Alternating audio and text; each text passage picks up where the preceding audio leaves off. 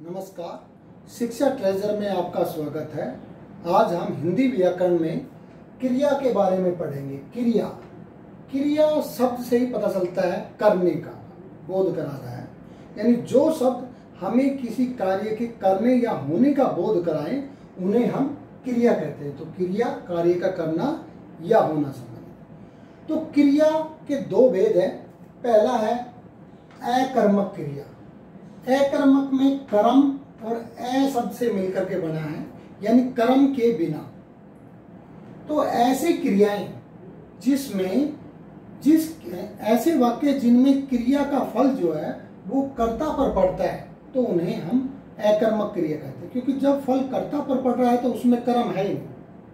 जैसे खेलना, जैसे हमने लिखा खेलना,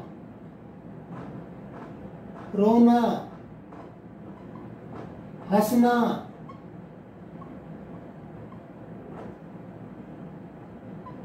खेलना, रोना, हंसना, तो ये सभी क्रियाएं क्या है?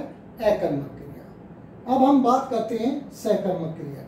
स का अर्थ है सहित और कर्म सहित, यानी ऐसी क्रियाएं जिनमें कर्म होता है तो वो सकर्मक है। या दूसरे शब्दों में हम करें, अगर क्रिया का फल कर्ता पर न पढ़ करके कर्म पर पड़ता है तो सकर्मक क्रिया होती है।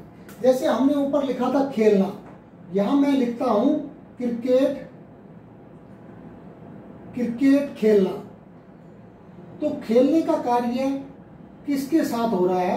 क्रिकेट के साथ। तो यहाँ क्रिकेट जो है वो कर्म को दर्शा रहा है। अब अगर ये क्रिया के जो दोनों भेद है इनकी हमें पहचान करनी हो या देखना हो, हम कैसे कहें कि कौन सी क्रिया अकर्मक है कौन सी सकर्मक है, तो अपने दिमाग में दो प्रश्न रखें। एक, जब आप वाक्य को पढ़ें तो उसमें क्या लगा करके देखना।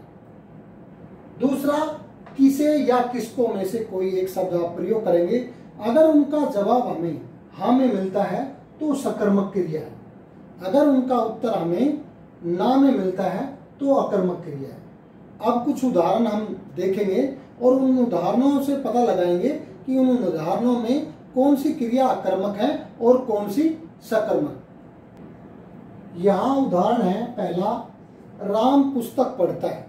मैंने क्या कहा था कि पहचान अगर आपने करनी हो क्या, किसे, किसको, तो राम क्या पढ़ता है, तो जवाब मिलता है हमें पुस्तक।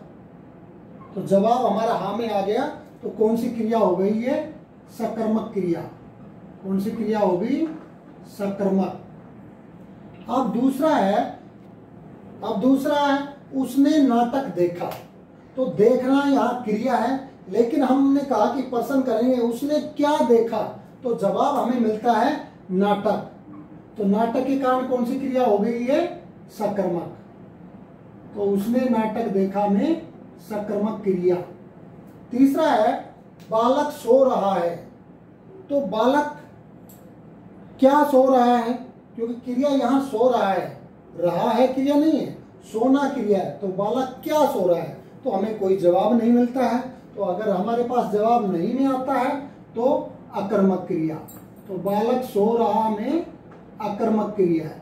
अब अगला है माँ ने बच्चों को खीर खिलाई।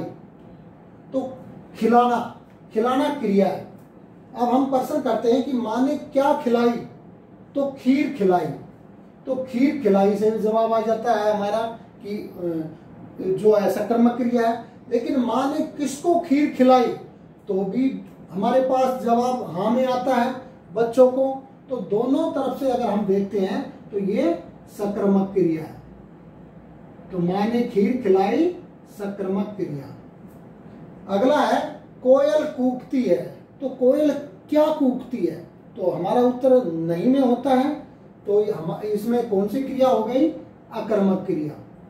कोयल का कूकना जो है वो अकर्मक क्रिया है। तो ये सभी वाक्य थे जिनको देखने से हमें पता चला कि कैसे सकर्मक क्रिया और कैसे अकर्मक क्रिया किसी वाक्य में छुपी रहती है। तो उन्हीं दो प्रश्नों के उत्तर अगर हमें हाँ में मिले तो सकर्मक क्रिया थी, अगर उनका उत्तर हमें नहीं में मिला तो अकर्मक क्रिया थी। तो ये हमारी आज क्रिया के भेद और उदाहरण हमने पढ़े। अगर आपको इनसे संबंधित कोई भी शंका हो तो आप कमेंट बॉक्स में जाकर के कमेंट कीजिए, और अगर आपको वीडियो पसंद हो तो लाइक करें और चैनल को सब्सक्राइब करना नहीं भूलें। धन्यवाद।